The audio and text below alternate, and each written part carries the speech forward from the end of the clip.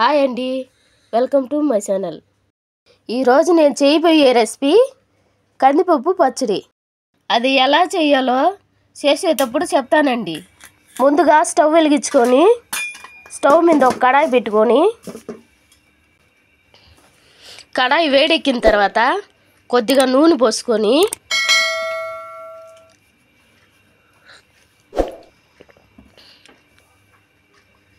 నూనె వేడెక్కిన తర్వాత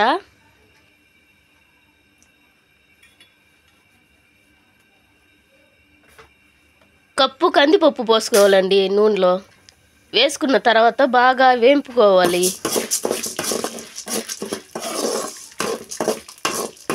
దోరలుగా వేంపుకోవాలండి.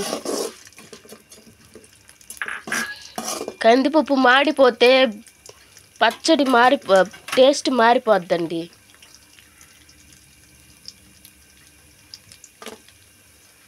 నాలుగు వెల్లుల్లి రెబ్బలండి ఒలిచి వేసుకుంటున్నా. 1 స్పూను జీలకర్ర అండి, అది వేసుకుంటున్నా. వేసుకొని బాగా వేంపుకోవాలండి.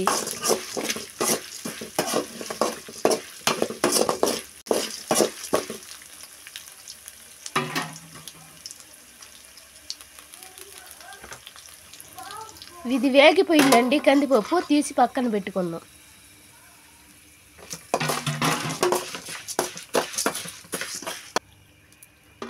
చూడండి, కలర్ మారిపోయింది కందిపప్పు.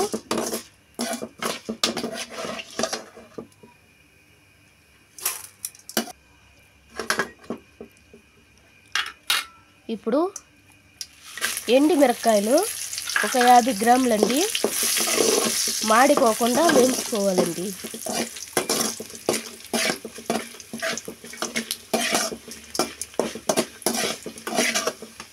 ఎండు మిరపకాయలు కూడా వేగిపోయిందండి, తీసి పక్కన పెట్టుకున్నాం. ఇప్పుడు తర్వాత 1/4 కిలో టమోటా అండి, సన్నలుగా కట్ చేసి పెట్టుకున్నాను, అది వేసుకొని వేంపుకుంటున్నా.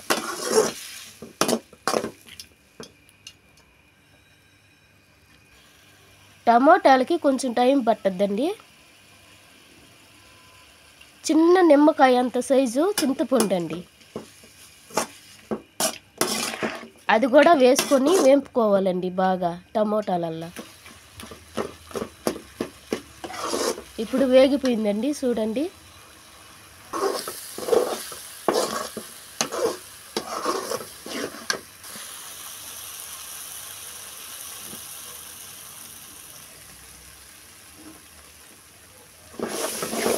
బాగా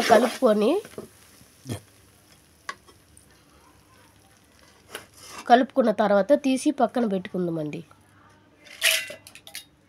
మిక్సీలో ఇప్పుడు ఎండు మిరపకాయలు వేసుకున్నానండి. తర్వాత కందిపప్పు వేసుకుంటున్నానండి.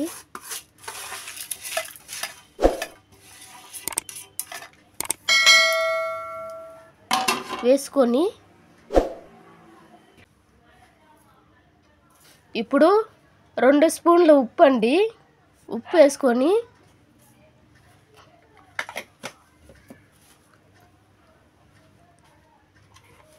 మూత పెట్టుకొని మిక్సీ వేసుకోవాలండి. కొద్దిసేపు మిక్సీ పెట్టుకున్నాక తర్వాత టమోటా వేసుకోవాలండి. లాస్ట్లో టమోటా వేసుకొని కొద్దిసేపు తిప్పుకొని తర్వాత తీసి పక్కన పెట్టుకోవాలండి.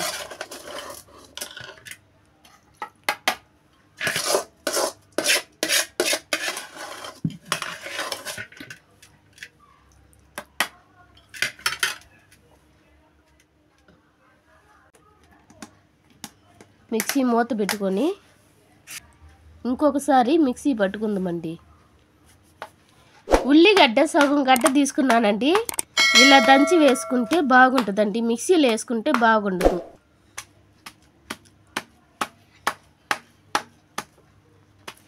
ఇది పచ్చడి లేకండి, దంచి వేసుకుంటే బాగుంటుంది.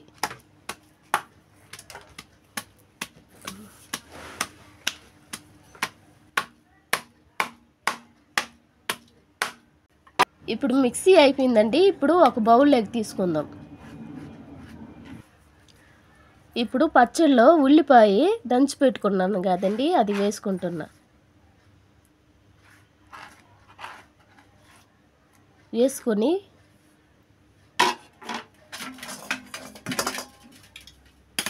గరిటెతో బాగా కలుపుకోవాలండి.